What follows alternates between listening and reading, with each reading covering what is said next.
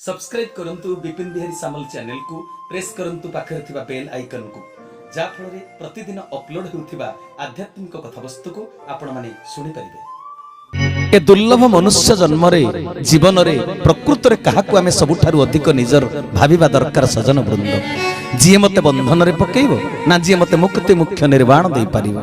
तेनु सजन वृंद ए जीवन रे प्रकृत रे वास्तव निजर होचंती निजर गुरु आउ ए संसार रे भगवान होचंती प्रति मुहूर्त रे पाखरे थिला वाला निजर पुरुष।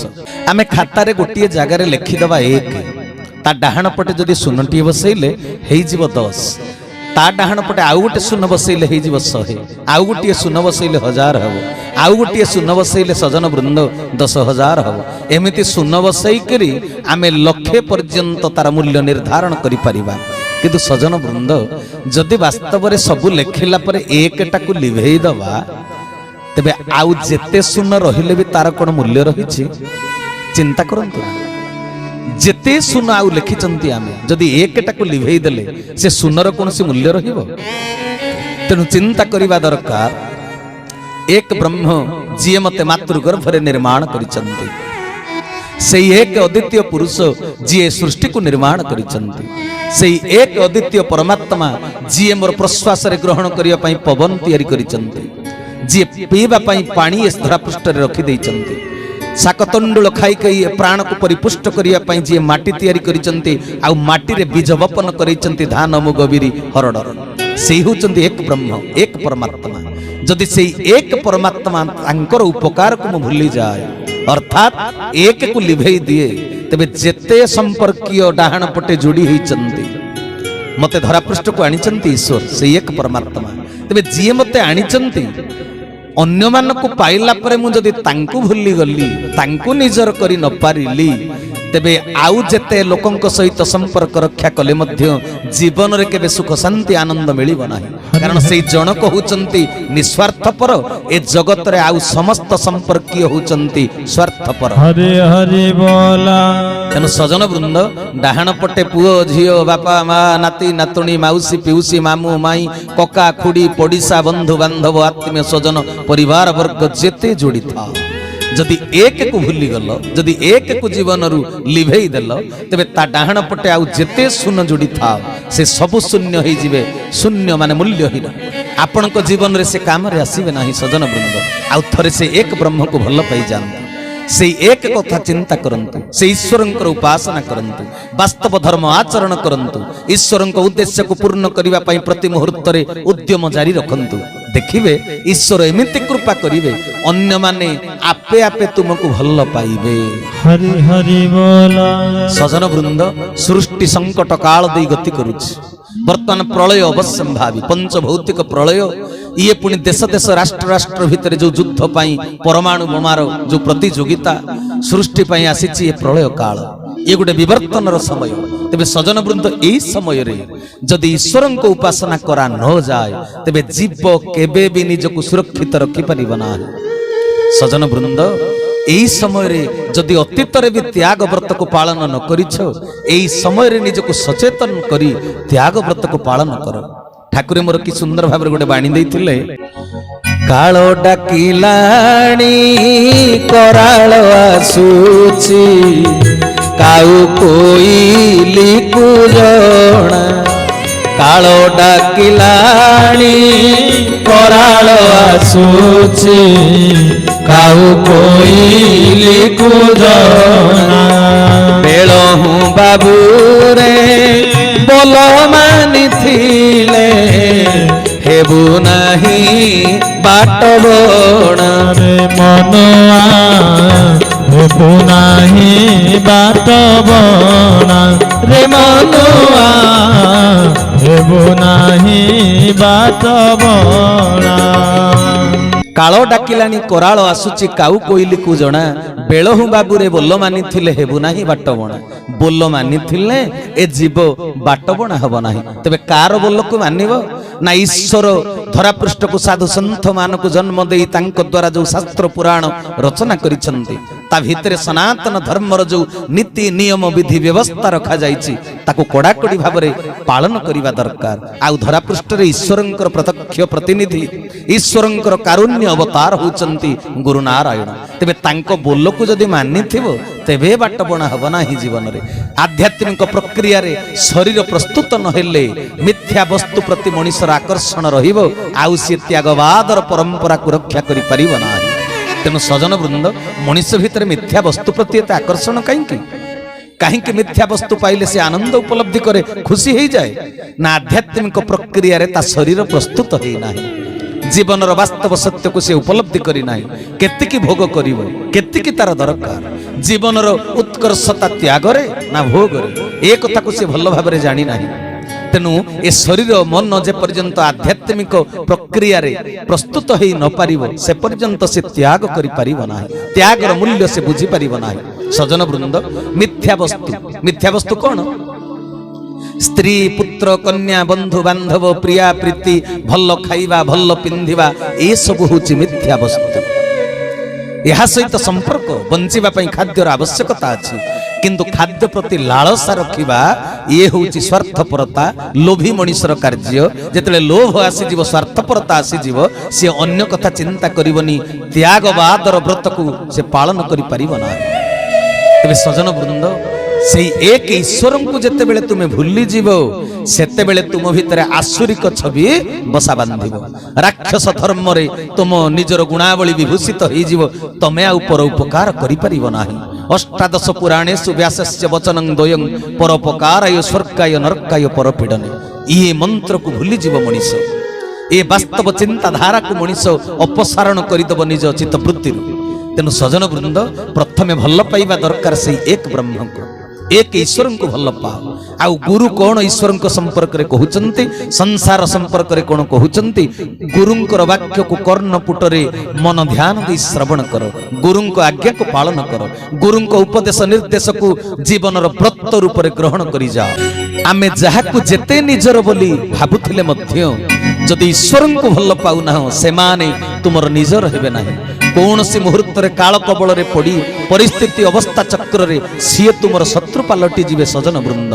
तेणु से एक ब्रह्म को प्राण भरी भल पांतु। सेति पई ठाकुर मोर सुंदर बाणीटिए देइथिले कले पिता माता भाई बंधु के नुहंती तोहरी पिता माता भाई बंधु के नुहंती तोहरी दिन नाटक ए जे देरे सबु पासोरी तोर जिए आपणार रहिछि से तो पासे तोर जिए आपणार रहिछि से तो पासे चैतन्य को पचारी तू माती जारे तासे चैतन्य को पचारी तू माती जारे तासे चैतन्य को पचारी तू माती जारे तासे। बोल सच्चिदानंद भगवान की बोल भक्त वत्सल चरमनाथ की। तेणु सजन वृंद ठाकुरे मोरे कहले पिता माता भाई बंधु के नुहंती तोहरी दिदिन नाटक ए जे देरे सबु पासोरी। दिदिन नाटक कौन को पासोरी जीवा पई से कहउचंती ना वास्तव चिरंतन सत्य को तू बुझी जा। वास्तव रे समस्त निजर समस्तक पई कर्तव्य पालन करिवार अछि किंतु मृत्यु बेल को तो साथी रे केही जीवे नाही। तोर मुक्ति मुख्य पई केही दायी हेबे नाही। जेमिति दशरत्नांकर पचारि थिला परिवार वर्ग को तुमे मोर पाप रे भागी नब कि तुमे मो पाप रे भागीदार हब कि से दिन परिवार वर्ग कहि देइथिले कहले तुमे जहा रोजगार करिवो से फल रे आमे दायी आमे केबे तुमर पाप रे दायी नुह। तेणु सजन वृंद तेबे चिरंतन सत्य को मस्तिष्क रे धारणा करिवार अछि मु समस्तंक पई कर्तव्य करिवि किंतु ईश्वर को अणदेखा करी नुहे। ईश्वर धरापृष्ठ को मते आनीचंते गोटे उद्देश्य दे धरापृष्ठ को पठेइचंते ए संसार प्रिया प्रीति बंधु वर्ग ये केवल बंचिबा पई गोटी गोटी आधार। तबे बंचिला पर जो कर्तव्य करा जीवो से कर्तव्य होची जगत कल्याण कर कर्तव्य। हरि हरि बोला। तबे जगत कल्याण कर कर्तव्य पई अंध हे संसार भाव रे माती गले हबो नाही। ईश्वर उद्देश्य को पूर्ण रखिबा पाई ईश्वर उद्देश्य को पूर्ण करिबा पाई मन भितर से भावना से चिंतन जागृत करिबा रखिबा दरकार। एटा ठाकुर कहउचंती कहले दिदिन नाटक केही तो साथरे मृत्यु बेल को जीवे नाही। तोर पाप पुण्य रे कहीं भाग नेबे नहीं।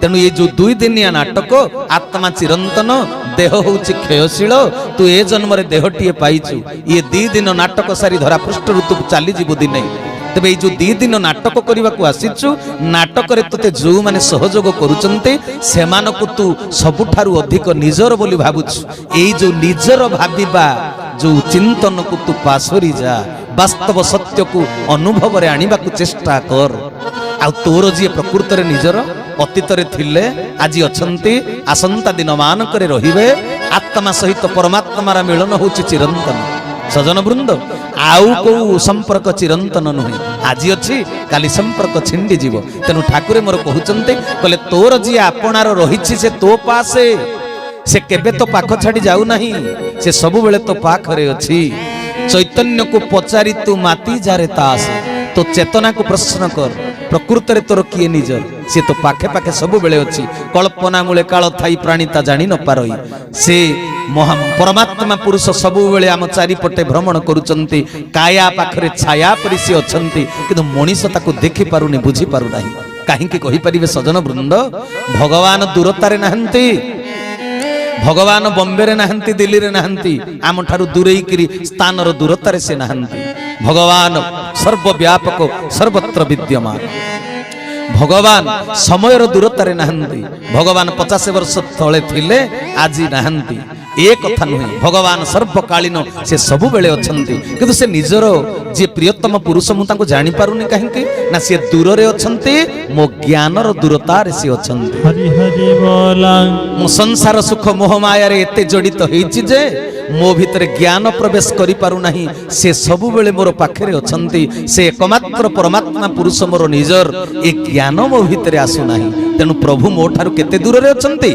ना ज्ञान रो दूरता रे अछंती स्थान रो दूरता रे नहंती कि समय रो दूरता रे नहंती तेनु सजन वृंद एकमात्र आशा भरोसा होचंती ठाकुरे जी मते मुक्ति देबे मुख्य देबे चरम प्राप्ति देबे आउ सबु 2 दिनिया नाटक मनीष 2 दिनिया संपर्क प्रति जेते टाणी हेउची सबु दिनिया पई सेते टाणी हेई पारु नाही सजन वृंद सेति पई तो स्त्री जदी कहिबो हेलो कोठी अछ ना बाजार रे छिडा हेची कहले कैप्सिकम टिके आउ छतु टिके आनिबो पन्नूर टिके आनिबो स्वामी निश्चित भाव रे जेते खरा हेई थाउ ग्रीष्म हो थाउ वर्षा रे तिंती तिंती शीत रे राति 10टा रे बरम दुकान जदी खोला अछि स्त्री रो मनस्कामना पूर्ण करिया पई से निश्चित रूप रे धरि करी आसी जदी पुओ कहिदला निश्चित रूप रे तेबे सजन वृंद आमे धर्म क्षेत्र गुरु क्षेत्र को केते भल पाउचे निज जीवनचर्या को जदी लक्ष्य करिवो निज आचरण को जदी अंतर्दृष्टि पकेइबो समस्ते बुझी परिबा प्रकृत रे भगवान को आमे केते भल पानी गुरु क्षेत्र रे केते समय रहिबा को हमर इच्छा हुए सेठारे बेसी समय केही रहि पारंती नै किंतु जानती कन कन होई पुनी गल्ला परे सेडु बाहरी पडंती छन छन होई आपण माने एटा लक्ष्य करिथिबे बुझी पारुचंदी ना गोटे जगारू गुरु को कृपा पाइबा पाई गुरु क्षेत्र को चली गली किंतु गुरु क्षेत्र रे पहुंचला परे पुणी संसार आकर्षण परिवार संसार प्रति आकर्षित होई सेठु मध्य शीघ्र बाहरी आसिली तेबे कहंतु ना जी मते मुक्ति मुख्य निर्वाण देवे तांको प्रति मोर भल पाइबाटा केते निबिड़ होबा कथा तेबे मु सेतिकी कोन तांको भल पाई पारुची तेबे एभली होउची काहे कि कहि परिबे एभली होबार कारण कोन कहि परिबे ठाकुर मोर केडे सुंदर भाबरे बाणीटीए कहिले कले आलस्य रे कालो काटी दिन गला बीती आलस्य रे कालो काटी दिन गला बीती कर्म धारा करी करी धरी छुए रीति धारा धरी एहा करी मरी सढ़ी गले धारा धरी एहा करी मरी सढ़ी गले चरम प्राप्ति लाभ न होइब भले चरम प्राप्ति लाभ न होइब भले चरम प्राप्ति लाभ न होइब भले बोल भक्त वत्सल भगवान की प्रभुंकर सदीच्छा पूर्ण हे बोलानंदे कवारी बोला सजन वृंद ए संसार पृष्ठ रे बहुत व्यक्ति विशेष अछंती जो माने कि कर्मधारा को सुंदर भाव रे पालन करंती आउ को परिस्थिति रे मु आपण मान को जणेबी जे धर्मधारा अलगा आउ कर्मधारा अलगा खाली आज गोटिए कथा कहिबे धर्मधारा होची धार्मिक लोकर सामग्रिक आचरण व्यवस्था प्रतिदिन सकाळरु संज संजरु सकाळ जो आचरण ବ୍ୟବସ୍ଥା ତା ପାଇଁ ଗୁରୁ ଦେଇଛନ୍ତି, ତାହା ହେଲା ଧର୍ମ ଧାରା। କିନ୍ତୁ ସଞ୍ଜେ ସକାଳେ ଈଶ୍ୱରଙ୍କର ପ୍ରାର୍ଥନା ଧ୍ୟାନ କରିବା ଇଏ ହେଉଛି କର୍ମଧାରା ବା କର୍ମଯୋଗ। ତେଣୁ ସଂସାରରେ ବହୁତ ବ୍ୟକ୍ତି ନିଷ୍ଠାପର ଭାବରେ କର୍ମଧାରାକୁ ପାଳନ କରନ୍ତି। ସଞ୍ଜେ ସକାଳେ ପ୍ରଭୁଙ୍କୁ ଭଲ ପାଆନ୍ତି ବୋଲି ମାନେ ମୁକ୍ତି ମୁଖ୍ୟ ନିର୍ବାଣର ଆଶା ରଖି ସେମାନେ କର୍ମଧାରାକୁ କଡ଼ାକଡ଼ି ଭାବରେ ପାଳନ କରନ୍ତି। ରାତି 3ଟାରୁ ଉଠି ପଡ଼ନ୍ତି, ଫୁଲ ତୋଳନ୍ତି, ଚନ୍ଦନକୁ ଘୁରି ଦିଅନ୍ତି, ପ୍ରଭୁଙ୍କର ବିଗ୍ରହକୁ ସୁନ୍ଦର ଭାବରେ ସଜେଇ ଦିଅନ୍ତି, ଫୁଲମାଳ ଝୁଲେଇ ଦିଅନ୍ତି, ପ୍ରଭୁଙ୍କୁ ଆଲଟ ଚାମର କରି ଶ୍ରୀପାଦୁକାକୁ ସ୍ନାନ କରି ଅତି ସୁନ୍ଦର ଭାବରେ ପୂଜା ଅର୍ଚ୍ଚନା କରନ୍ତି। କିନ୍ତୁ ସଜନ ବୃନ୍ଦ ଠାକୁରେ ମୋର କହିଲେ କର୍ମଧାରା ହେଉଛି ଧର୍ମଧାରାର ଗୋଟିଏ ଅଂଶ। ଧର୍ମଧାରା ହେଉଛି ସାମଗ୍ରିକ ଭାବରେ ଗୋଟେ ବିରାଟ ଧର୍ମୀୟ ବ୍ୟବସ୍ଥା, ବିଶାଳ ଧର୍ମୀୟ ବ୍ୟବସ୍ଥା। ତେବେ ସେ ଧର୍ମକୁ ପାଳନ କରିବା ଦରକାର। ଧାରା ଧରି ଏହା କରି ମରି ସଢ଼ି ଗଲେ ଚରମ ପ୍ରାପ୍ତି ଲାଭ ନ ହୋଇବ ଭଲେ। କହିଲେ କର୍ମଧାରା କରି କରି ମରି ସଢ଼ି ଗଲେ ବି ଚରମ ପ୍ରାପ୍ତି ହୋଇପାରିବ ନାହିଁ। କାରଣ ତୁମେ ଶରୀରକୁ ସୁଖକୁ ତ୍ୟାଗ କରିପାରିନାହଁ। ତୁମେ ଅଳସୁଆ ହେଇଯାଇଛ, ଆଳସ୍ୟ ପରାୟଣ ହେଇ ଯେତେବେଳେ ନିଜ ଦେହଟାକୁ ସୁଖ ଦେବା ପାଇଁ ପ୍ରତି ମୁହୂର୍ତ୍ତରେ ବସି ରହିଛ, କୌଣସି କର୍ମ କରୁନାହଁ ବା ଶୋଇ ରହିଛ, ତେବେ ତୁମେ ଶରୀର ସୁଖରେ ମାତି ଯାଇଛ। ଯେପର୍ଯ୍ୟନ୍ତ ଦେହାତୀତ ହେଇନାହଁ, ଯେପର୍ଯ୍ୟନ୍ତ ଦେହରୁ ଅତୀତ ହେଇନାହଁ, ଦେହକୁ ସୁଖ ଦେବାଟା ଯେପର୍ଯ୍ୟନ୍ତ ତ୍ୟାଗ କରିନାହଁ, ସେ ପର୍ଯ୍ୟନ୍ତ ଈଶ୍ୱର ପ୍ରାପ୍ତି ହେଇପାରିବ ନାହିଁ, ଚରମ ପ୍ରାପ୍ତି ହେଇପାରିବ ନାହିଁ। ତେଣୁ ସଜନ ବୃନ୍ଦ ଦେହକୁ ସୁଖ ଦେବା ପୁଣି ତ୍ୟାଗ କରିବାକୁ ପଡ଼ିବ। ଇଏ ଆଉ ଗୋଟିଏ ପ୍ରକାର ତ୍ୟାଗ। ଆଳସ୍ୟରେ ବସି ରହିବା, ଶୋଇ ରହିବା ଏକ ପ୍ରକାର ଭୋଗ। ଶରୀରକୁ ସୁଖ ଦେବା ତ୍ୟାଗ କରିବାକୁ ପଡ଼ିବ। ଠାକୁରଙ୍କ କାର୍ଯ୍ୟ କରିବା ପାଇଁ ଅଯୋଗ୍ୟ ବିବେଚିତ ନହେଲେ ହେଇଯିବ। ତେଣୁ ସଜନ ବୃନ୍ଦ ଠାକୁରେ ମୋର କି ସୁନ୍ଦର ଭାବରେ କହିଲେ। ତେବେ ଆଜି ଯୋଉ ଆମେ ତ୍ୟାଗର କଥା ଆଲୋଚନା କରୁଛେ, ପ୍ରଥମ ତ୍ୟାଗଟା କ'ଣ କହିଥିଲି? ପ୍ରଥମ ତ୍ୟାଗ ହେଉଛି ଜିହ୍ୱା ଲାଳସାକୁ ତ୍ୟାଗ କରିବ। ପ୍ରଭୁ ଯାହା କହିଛନ୍ତି ତାକୁ ଖାଇବ, ଯାହା କହିନାହାନ୍ତି ତାକୁ ଖାଇବ ନାହିଁ। ହଁ, ସେ ଖାଇବା ବାବଦରେ ଗୋଟେ କଥା କହୁଛି, ଏ ସଂସାରରେ ସବୁ ବିଚିତ୍ର ପ୍ରାଣୀ ଅଛନ୍ତି, ସେମାନେ ଭାଗବତକୁ ତ ବୁଝିପାରନ୍ତିନି। କ'ଣ କହନ୍ତି ଜାଣିଛନ୍ତି?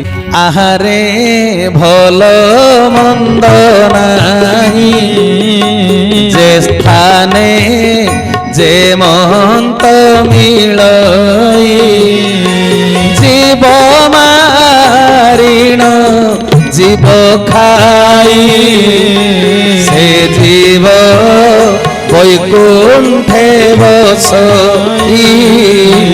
কেশব কেশব কেশব ভকত জনক বান্ধব। কি সুন্দর ভাবে ভাগবত উপস্থাপন কলে তাঙ্কর আপতবাণী। କ'ଣ କହିଲେ? କହିଲେ ଆହାରେ ଭଲ ମନ୍ଦ ନାହିଁ, ଯେ ସ୍ଥାନେ ଯେମନ୍ତ ମିଳଇ। ତେଣୁ ଏଇ କଥାକୁ ଆଧାର କରି ସଂସାରର ବହୁତ ଲୋକମାନେ କହନ୍ତି, ଭାଗବତ କହିଲେ ପରା ଆହାରେ ଭଲ ମନ୍ଦ ନାହିଁ, ମାନେ ବିଚାର କରିବ ନାହିଁ, ଯୋଉଠି ଯାହା ଯେମନ୍ତ ମିଳିବ ତାକୁ ଗ୍ରାସ କରିବ, ଭୋଜନ କରିବ, ଜୀବନ ରକ୍ଷା କରିବ। ଏ କଥାକୁ ସମସ୍ତେ କହନ୍ତି। ସଜନ ବୃନ୍ଦ, ଆହାରେ ଭଲ ମନ୍ଦ ନାହିଁ, ବିଚାର କରିବନି। ବିଚାର ଶକ୍ତିଟା ଈଶ୍ୱର କାହା ଭିତରେ ଦେଇଛନ୍ତି? କାଉ କୋଇଲି ଛେଳି ମେଣ୍ଢା ପଶୁପକ୍ଷୀ ଭିତରେ ନା ମଣିଷ ଭିତରେ? ସେ ତ ବିଚାର ଶକ୍ତି ଦେଇଛନ୍ତି କେବଳ ମଣିଷ ଭିତରେ। ତେବେ ଯାହା ଭିତରେ ବିଚାର ଶକ୍ତି ଦେଇଛନ୍ତି ପ୍ରଭୁ, ସିଏ ବିଚାର ଶକ୍ତିକୁ ଉପଯୋଗ ନ କରି ଯାହା ଯୋଉଠି ମିଳିବ ତାହା ସେଇଠି ଖାଇଦେବ। ପଦ୍ୟାବଳୀ, ଯେତେବେଳେ କାବ୍ୟ କବିତା ପଦ୍ୟାବଳୀ ରଚନା କରାଯାଏ, ସେଥିରେ ବିରାମ ଚିହ୍ନ ଦିଆଯାଏ ନାହିଁ ସଜନ ବୃନ୍ଦ। ସେଥିରେ କମା ରହେ ନାହିଁ କି ପୂର୍ଣ୍ଣଚ୍ଛେଦ ରହେ ନାହିଁ ପଦ୍ୟାବଳୀରେ। ସେଇଥିପାଇଁ କେତେ ସୁନ୍ଦର ଭାବରେ ତତ୍ତ୍ୱାଲୋଚନା କରିଛନ୍ତି ଜଗନ୍ନାଥ ଦାସ ଓଡ଼ିଆ ଭାଗବତରେ। କହିଲେ ଆହାରେ ଭଲ, ସେଠି ଗୋଟେ କମା ରହିବା ଦରକାର। କହିଲେ ଆହାରେ ଭଲ ମନ୍ଦ ନାହିଁ, ଯେ ସ୍ଥାନେ ଯେମନ୍ତ ମିଳଇ। ତୁ ଯୋଉ ଜାଗାକୁ ଯିବୁ, ଯୋଉଠି ବସିବୁ, ଯୋଉଠି ଉଠିବୁ, ଯୋଉ ପରିବେଶ ପରିସ୍ଥିତିର ପରିଧି ଭିତରକୁ ତୁ ଚାଲିଯିବୁ, ସେ ଜାଗାରେ ତୁ ଦେଖିବୁ କ'ଣ କ'ଣ ସବୁ ମିଳୁଛି ଖାଇବା ଦ୍ରବ୍ୟ। ମୁଁ ବନ୍ଧୁ ଘରକୁ ଯାଇଛି, ସେ ବନ୍ଧୁ ଘରେ ଖାଇବା ଜିନିଷ କ'ଣ ଅଛି ମୋ ପାଇଁ? କାରଣ ମୁଁ ମୋ ଗୁରୁଙ୍କର ଚିନ୍ତାଧାରା ଭିତରେ ଅଛି, ମୁଁ ମୋ ବିଚାରଧାରା ଭିତରେ ଅଛି। ଗୁରୁଙ୍କର ବାରଣ କଟକଣାର ପରିଧି ଭିତରେ ମୁଁ ଜୀବନ ଯାପନ କରୁଛି। ମୁଁ ଧାର୍ମିକ, ମୁଁ ଧର୍ମ ପାଳନ କରିବା ପାଇଁ ଗୁରୁଙ୍କ ପାଦ ତଳେ ଶପଥ କରିଛି, ସଂକଳ୍ପ କରିଛି, ବଦ୍ଧ ପରିକର ହେଇଛି। ତେବେ ଯେ ସ୍ଥାନେ ଯେମନ୍ତ ମିଳଇ, ଯୋଉ ସ୍ଥାନରେ ଯାହା ମିଳୁଛି ମୁଁ ତାକୁ ଦେଖିବି। ତେବେ ସେଠି କ'ଣ କରିବି ନା ଆହାରେ ଭଲ। ଦୁନିଆରେ ଖାଇବା ଜିନିଷ ବହୁତ ଅଛି। ଲୋକ କନିଅର ଫଳକୁ ବି ଖାଇ ଦିଅନ୍ତି। ତେବେ ବଞ୍ଚିବା ପାଇଁ ଖାଆନ୍ତି ନା ମରିବା ପାଇଁ ଖାଆନ୍ତି? କନିଅର ଫଳଟା ଖାଆନ୍ତି ମରିବା ପାଇଁ। ତେବେ ବଞ୍ଚିବା ପାଇଁ ଯୋଉ ଖାଦ୍ୟଟି ଉଦ୍ଦିଷ୍ଟ, ସେଇ ଖାଦ୍ୟଟା ମଣିଷ ବିବେଚନା କରି ଖାଉଛି। ସୃଷ୍ଟିରେ ସବୁ ଅଛି, कनियर फल भी अच्छी बैगण भी अच्छी आलू टमाटो अच्छी किंतु बैगण आलू टमाटो को से तरकारी करी खाइला बेले कनियर फल को तरकारी करी खाऊ नहीं कारण से विचार करुची कनियर फलटा विष फल ताकू खाइले मरी जीवी तेणु एठी विचार धारा को खटा जाउछि विचार को उपयोग करा जाउछि तबे जे गुरु आश्रित हेइथिबो जे धर्मपरायण हेइथिबो जे परोपकारी हेइथिबो जे न्याय संपन्न हेइथिबो तबे से कोन खाइबो जो स्थान को जीव सेठी देखिबो मोर खाइबा उपयोगी कोउटा मो पई भल्लो कोउटा सजन वृंद तेनु कहले आहारे भल्लो मंद नाही तू आहारे भल्लो को ग्रहण करिवु मंद को ग्रहण करिवु नाही तेणु से कमाटा को उह्य रखी देइचंती पद्यावली रे जेहेतु विराम चिन्ह व्यवहार करा जाए नाही तेणु हे सजन वृंद पुणी कहले जीव मारिण जीव खाई से जीव वैकुंठे बसई यार वास्तव तत्व कौन यार शास्त्रार्थ कौन लोक माने सहजरे बुझी पारंती ना जो भागवत रे एक कथा लिखा हिची पुणी से भागवत रे लिखा हिची कि नहीं प्राणी मारंती आत्म सुखे अंते से पड़ंती नरके केशव केशव केशव भक्त जनक बांधव बोल सच्चिदानंद भगवान की।